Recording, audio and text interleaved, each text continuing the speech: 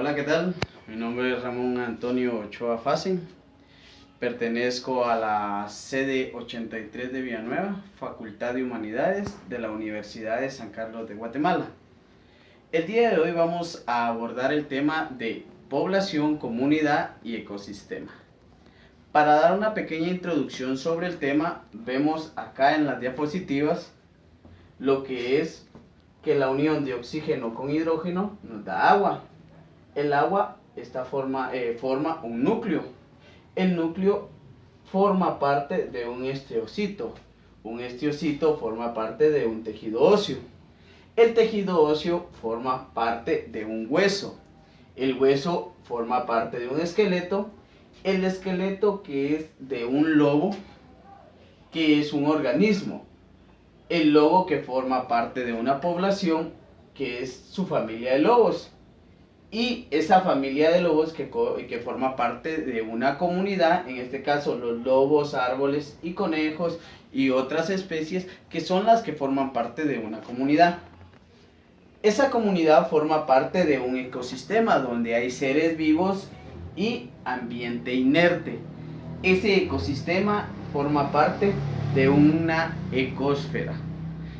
Viendo todo eso de que cada uno de los elementos va formando un conjunto mucho más grande que a su inicio, que en este caso el oxígeno y el hidrógeno eran solos, formaron agua y sucesivamente hasta llegar hasta la ecosfera. Vamos a hablar un poco sobre la población. La población, un grupo de individuos de la misma especie que habitan en un lugar. Cuando hablamos de individuos o especies que habitan en un determinado lugar, estamos hablando de animales, plantas, microorganismos, aves, etc. Estamos hablando también, como ya lo vemos, ¿verdad?, de peces, estamos hablando de reptiles y todo lo que tenga que ser, una especie.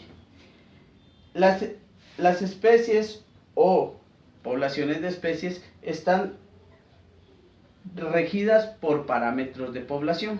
Uno de los parámetros de la población es el efectivo. Es el número de individuos de una población. Abundancia está relacionado directamente con el efectivo, pero este se define por una escala entre 1 y 5. El 1 significa, de la escala, el número 1 significa que es una especie rara, que no se tiene mucha información sobre esa especie. Y el número 5 en la escala significa que es una especie abundante, como lo podemos ver en esta diapositiva que tenemos acá, ¿verdad? Otro de los factores o parámetros es la densidad de población. Cuando hablamos de densidad de población, estamos hablando de la cantidad de individuos que habitan en un sector, en un área o en un volumen. Como lo podemos ver aquí con los osos. Ellos habitan un área, ya sea boscosa o de árboles, o dependiendo donde sea. Diversidad, otro de los componentes, podremos decir, ¿verdad?, o parámetros, es densidad específica o ecológica. Cuando hablamos de esta densidad, estamos hablando del hábitat que tiene cada una de las especies. En este caso podemos ver el hábitat. Como ya lo dijimos, los osos, el hábitat de los osos son los bosques, son lugares de vegetación. Y en el caso de los pingüinos, estamos hablando que son las áreas árticas, ¿verdad?, donde se encuentra el frío. Otro de los parámetros es la vida media.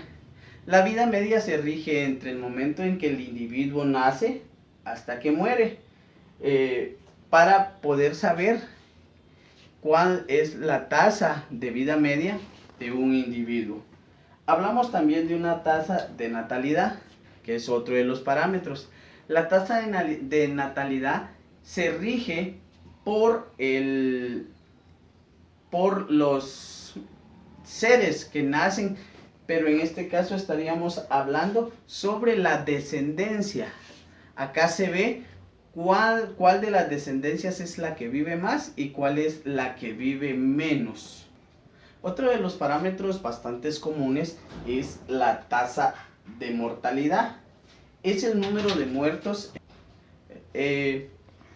dada en un hábitat. Entonces, eso quiere decir de que la tasa de mortalidad está regida por la cantidad de elementos, individuos de la especie que fallecen o que mueren, ¿verdad?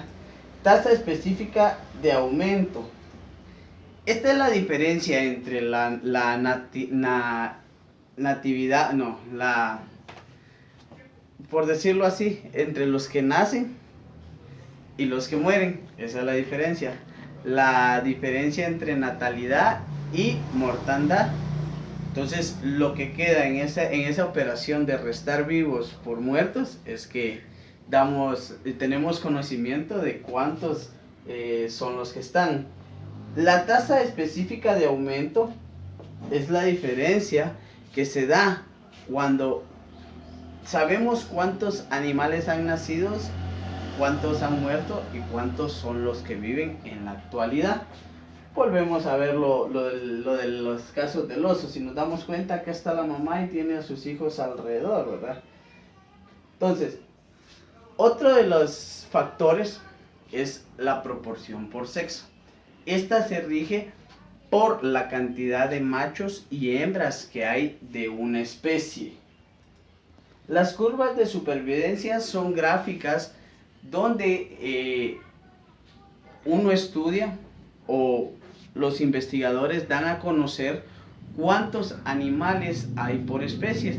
Esto lo pueden hacer ellos por gráficas circulares, de barras, para saber cuál es la cantidad de animales o de seres vivos que hay. Vamos a hablar ahora sobre la comunidad o biocinosis. Está formada por el conjunto de poblaciones que viven en un área determinada. Acá ya no estamos hablando de una sola especie, sino que estamos hablando de varias especies conviviendo ya juntas. Dado es el caso que podemos ver aquí en esta diapositiva, como son las jirafas, los elefantes, las cebras y los leones. Acá ya podemos observar nosotros de que no solo es una especie la que está conviviendo, sino que ya tenemos varias especies, o por decirlo así, varias poblaciones dentro de una comunidad. Sino también, no estamos hablando únicamente de la abundancia, sino que también estamos hablando de la diversidad y el dominio. Cuando hablamos de diversidad, esto se refiere al número de especies que forman parte de una comunidad. Si nos damos cuenta acá, son varias especies las que aparecen en una comunidad. Pueden ser terrestres, acuáticas, aéreas, virus, bacterias, microorganismos, etc. Y plantas. Eso quiere decir que no solo los animales son especies, las plantas también son conocidas como especies y forman parte de una comunidad. Y al igual que los animales, ellos también tienen su población. Otro de los rasgos es el dominante. Cuando hablamos de dominante, estamos hablando en la especie más fuerte, que se encarga muchas veces de no permitir que algunas especies sobrepoblen o saturen el hábitat, ya que tenemos en algunas comunidades muchos animales carnívoros que comen antílopes, que comen animales más pequeños y que permiten o ayudan a que el hábitat de cada uno de las poblaciones sea un poquito más baja. Podemos ver en esta diapositiva que aquí la convivencia ya la tenemos entre humanos. Algunas especies ya son aves, las que vemos acá. Y aquí vemos un pequeño río, que por seguro debe tener peces, ranas, sapos y algunos que otros anfibios. Hablaremos ahora del ecosistema. El ecosistema es un nivel de organización constituida por seres vivos y componentes interrelacionados. Cuando hablamos de seres vivos, estamos hablando de todos los seres vivos. En este caso, una comunidad, si lo vemos de esta forma. Y cuando hablamos por componentes interrelacionados, entonces ya estamos viendo otros factores que se adhieren ya a un ecosistema o a una comunidad. Tal es el caso de que acá tenemos una especie, un mono, y en su ecosistema, que en este caso serían los árboles, frutas, su medio de alimentación, las frutas, otras especies, los peces que los vemos en un coral, hay muchos peces que se alimentan de los microorganismos que salen de los corales, ¿verdad? Tenemos también aquí algunos manglares y nuestra hábitat, ¿verdad? Que sería una ciudad. Acá tenemos otro tipo de ecosistemas terrestres, como se los decía anteriormente, ¿verdad? Un bosque, una selva, un indalasis y un desierto. Cada uno de esos ecosistemas alberga varias comunidades de especies, las cuales ayudan a que su ecosistema sea productivo o sobreviva con sus necesidades. Tenemos acá también otra división de ecosistemas terrestres, acuáticos y mixtos. En los terrestres podemos encontrar los desiertos, las selvas, los bosques, los matorrales, ríos, lagos, mares, y en los mixtos, costas y humedales. En el caso de las costas podemos citar a una de las especies, en este caso las tortugas, que salen del mar a la playa a desovar. Cuando decimos la palabra desovar estamos hablando de poner huevos. Las tortugas las entierran en la arena y luego regresan al mar. Al paso del tiempo, los huevos de tortuga salen tortuguitas, valga la redundancia, ¿verdad? Y estas buscan su propio camino de regreso al mar. Entonces, este sería un ecosistema mixto donde la tortuga tiene la necesidad de salir del mar a la tierra. Vemos otro ecosistema acá. Tenemos el biotopo, que es de energía que llega del sol, la temperatura, las rocas, la arena, la precipitación, el viento. Acá vemos animales, plantas. Pero en un ecosistema tenemos componentes. Uno de los componentes es los bióticos, que se componen de varias especies, microorganismos, plantas, animales, entre otras.